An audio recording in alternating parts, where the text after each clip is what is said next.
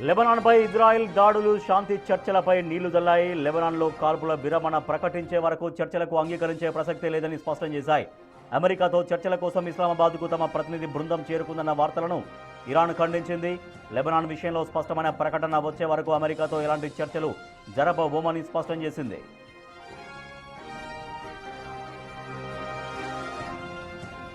పాకిస్తాన్లోని ఇరాన్ రాయబారి తమ దేశ ప్రతినిధి బృందం ఇస్లామాబాద్ చేరుకుంటుందని గతంలో ఒక పోస్ట్ చేశారు.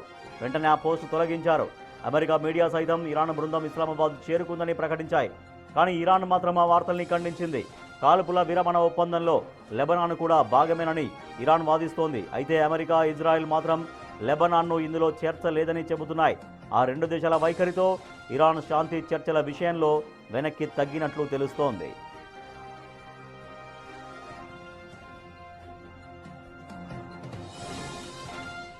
పాకిస్తాన్ ప్రధాని షెహబాజ్ షరీఫ్ మధ్యవర్తిత్వంతో ఇస్లామాబాద్లో అమెరికా, ఇరాన్ మధ్య చర్చలు రేపు జరగాల్సి ఉంది.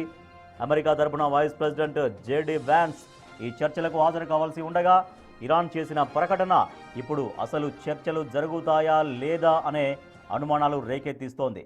వాస్తవానికి అమెరికాతో చర్చలకు ఇరాన్ సిద్ధంగా ఉన్నా లెబనాన్లో కాల్పుల విరమణ లేకుండా ఇస్లామాబాద్లో అడుగు పెట్టేది లేదు అని అంటోంది.